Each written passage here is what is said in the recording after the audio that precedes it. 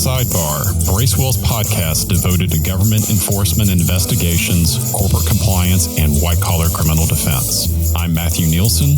And I'm Seth DuCharme. And we are your host and both partners at Bracewell LLP, where we represent companies, boards of directors, and individuals in all manners of litigation, investigation, and enforcement actions. Welcome to today's episode of Sidebar. Today we are going to be talking about issues relating to recent bank failures that have been in the news, understand maybe what's happened, what is involved in when a bank fails, and talk a little bit about what the future may hold. With me today are two of my great colleagues. We have Will Anderson. Will is the co-chair of Bracewell's corporate and securities practice and chair of the firm's financial institution group. He focuses on capital markets transactions, mergers and acquisitions, and SEC compliance and disclosure matters. And he has a particular specialty when it comes to transactions involving banks and specifically community banks. Other guest today is Bob Clarke. Bob Clarke is a retired partner at Bracewell, and he's the founder of the firm's global financial services practice and continues to serve as counsel to the firm. Bob has an incredible background, including the fact that he was the comptroller of the currency, appointed first by President Ronald Reagan, and then was reappointed the position by President George Herbert Walker Bush. He served in that role from December of 1985 through February of 1992, supervising approximately 5,000 nationally chartered commercial banks. And I think we're going to talk a little bit, but that was a particular interesting time given the substantial number of bank failures that Bob had to help oversee. Will and Bob, thanks for joining us today. Glad to be here. Good to be here. Thank you. So I guess, Bob, when I started the introduction, I talked about how you were the U.S. comptroller of the currency. And so what is that role? What did you do in that role? The Office of the Controller of the Currency was established in 1863. It's one of the oldest, if not the oldest, federal agencies that there is. And the original purpose of the agency was to supervise all the nationally chartered banks, which were authorized under the National Bank Act in 1863, but also to all those national banks that were chartered, they were able to issue their own currency, and they were required to back all that currency with federal securities, U.S. Treasury securities and other types of securities. And one of the jobs of the Comptroller's office was to make sure that all the national banks actually did, in fact, have securities on deposit to back their currency. So at that time, the Comptroller really did have something to do with the currency. Today, the Office of the Controller of the Currency is strictly the federal agency that charters all of the national banks, supervises the national banks, and unfortunately, when one of them becomes insolvent, has to close them. So we're going to talk a little bit more about some of the banks that have been in the recent news, and specifically Silicon Valley and Signature Bank. But I do want to talk about your involvement in the banking crisis that happened in the late 80s, early 90s. And so I'm sure a lot of our listeners know what I'm talking about, but some may not. So talk a little bit about what happened, what was the crisis, and then tell us a little bit about what was your involvement and what was going on from the standpoint of the regulators during that time and what your office in particular had to do. Well, as you said, I started at the OCC in December of 1985. And prior to that time, the First National Bank of Chicago had problems and had been closed by my predecessor. And there were a number of community banks that were beginning to struggle because during this time, their energy prices had dropped precipitously, and many of the community banks that were in the Southwest were adversely affected by that. And so they had asset quality problems, a pretty significant asset quality problem. And that led to a number of them gradually becoming insolvent. They weren't just community banks. I remember a group of very stern-faced examiners coming into my office soon after I got there to tell me that they were worried about Bank of America. That was not because of energy loans. That was because of shipping loans. They had a very large shipping portfolio, and a lot of the shipping companies were having financial trouble. So there was a whole variety of different economic factors that were bearing on the banks and causing them to have asset quality problems. And so I think during this time, we were talking before we got on the podcast, is that there's probably more banks that were shut down during this time than any point in the history of the United States. I mean, there was probably a lot as a result of the Great Depression, but I don't know if there was as many banks. Well, I think there probably were more during the Great Depression, but there were thousands during the late 80s and early 90s that we had to close. We were typically closing 4 or 5 a week. And it was really pretty amazing. And, some of them were very large institutions. They weren't all community banks. There were only there was only one of the large banks in Texas that survived. 2 of them were able to get themselves sold before they failed, thank goodness. But Frost Bank in San Antonio was the only large Texas bank that survived. All the others had to be closed over about a 3-year period. It was a particularly tough time for me because I had been a practitioner in Houston and had represented a number of banks all over Texas. And I knew all these bankers. And it's no fun to have to call chairman of the board and the president of First City Bank, for example, in Houston, and tell them, I'm sorry, but we're having to close your bank tonight. It didn't come as a great surprise to those bankers because the typical bank that gets in trouble because of asset quality gets in trouble gradually. And so we usually had a window of opportunity to get the problems in the bank fixed. And if we couldn't get the problems fixed, then we had an opportunity to put the bank out for bid so that when it was failed, we had other banks that were interested in acquiring the bank. And as we'll talk about a little bit later in connection with the 2 that recently failed this year, the normal way of dealing with these failures was to find a buyer for the bank who would take all of the deposits and then part of the assets, and the FDIC would make up the difference. And when you say poor asset quality, I mean, if I recall that during the time, and we're talking about the late 80s, 90s, we're kind of talking about poorly collateralized loans, right? Well, they were not necessarily poorly collateralized when they were made, but the collateral deteriorated in value. Just as the collateral with Silicon Valley Bank and Signature Bank, their assets were not so much collateral as they were government securities, and they deteriorated in value. So anything that adversely affects the capital of the bank, which causes the capital to get terribly depleted or even eliminated, creates a real solvency problem for any bank. And that's what we saw so much during the 80s and 90s.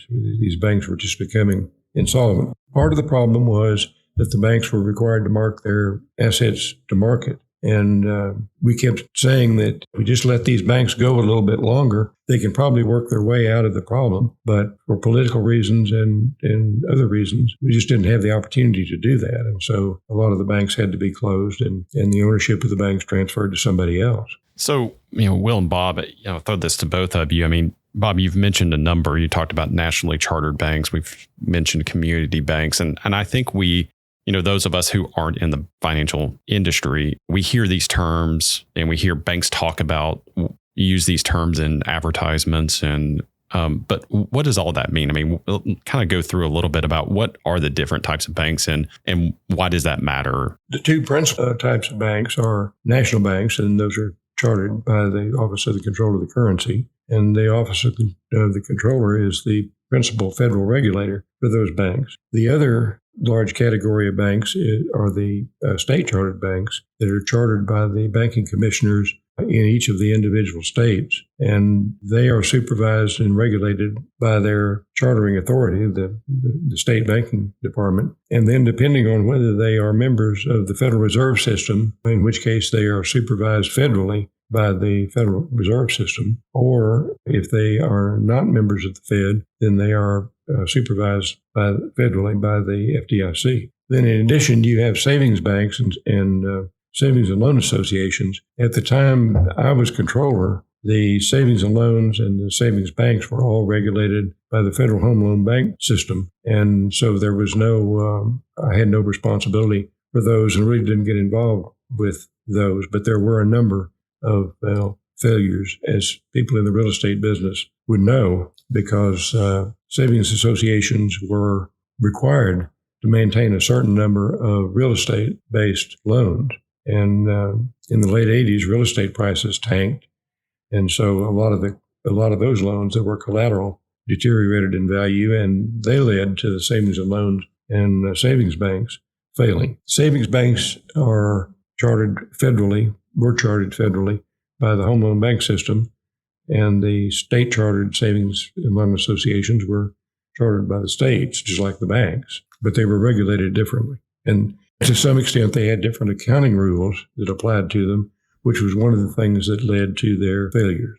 I would just add that I think it's interesting that there's really 50 plus regulators of banks, right? There's 50 state banking departments that charter banks. And then there's the OCC that charters national banks. And then the Federal Reserve and the FDIC don't charter banks, but they do have supervisory authority at the federal level, as Bob says, over state banks. And of course, every bank is a member. It has FDIC insurance, right? So they're the FDIC, although it might not be a primary regulator, at the federal level of some banks, it does have some backup examination and regulatory authority over state banks, even if it's not the principal federal regulator. And of course, Bob, the FDIC, Bob was a member of the board of the FDIC when he served as the comptroller, as it's a 5-member board. And so he has some insight into the FDIC as well, of course.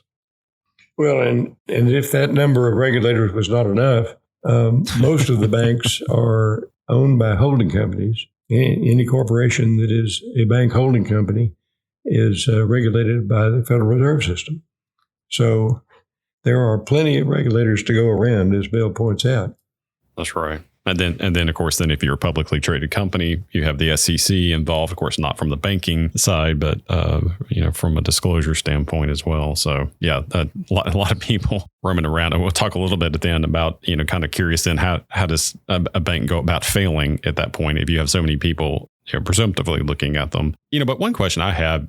Well, while you're talking about the different kinds of banks, there are also, as people would know, there are also credit unions, which are chartered by the states and by the federal government, and they're regulated by the National Credit Union Association, and they are definitely subject to different accounting rules, and they pay no income tax, which drives the commercial banks crazy. Oh, really? Okay. And have been trying to get that fixed. Problem is that every staff member of every member of Congress, and even most of the members of Congress themselves, are all members and customers of credit unions. So the likelihood of getting that changed is just about zero. Yeah. And then, of course, people refer to community banks, and they refer to regional banks, and they refer to money center banks. And, money center banks are the great big banks like Bank of America and Wells Fargo, Citibank, Chase, those banks. And they're regulated. They have a set of regulatory standards that are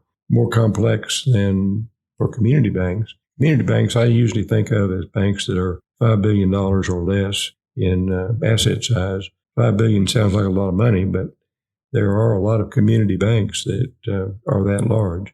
And then in the middle, you have the regional banks who are regulated more stringently than the community banks, but less stringently than the money center banks. I think it would be interesting, Bob, if you could maybe explain why do we have community banks and what's the role of those banks? Why do we need them versus, why don't we just have Wells Fargo and Chase and B of A and a few other large money center banks?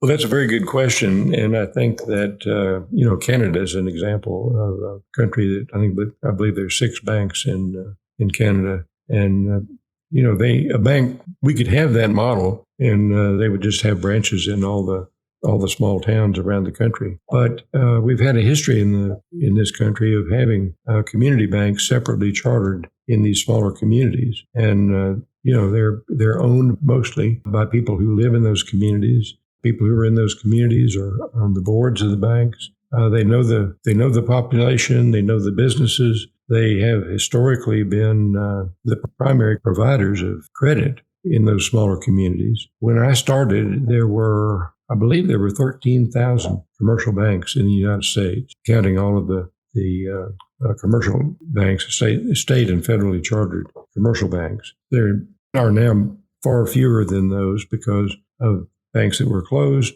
banks that have merged together.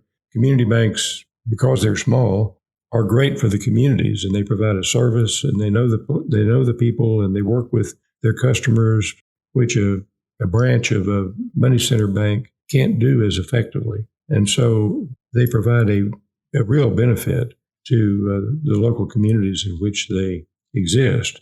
But they also, because of their size, are limited in what they can do. And as technology has become much more important for banking, the money center banks have been able to develop all these computer-based services, which are very popular with a lot of their customers. And the community banks have a hard time doing that because it's very expensive to do that. And so a lot of them have just kind of thrown up their hands and said, we've got to get ourselves acquired by somebody because we just can't afford to keep up with the competition.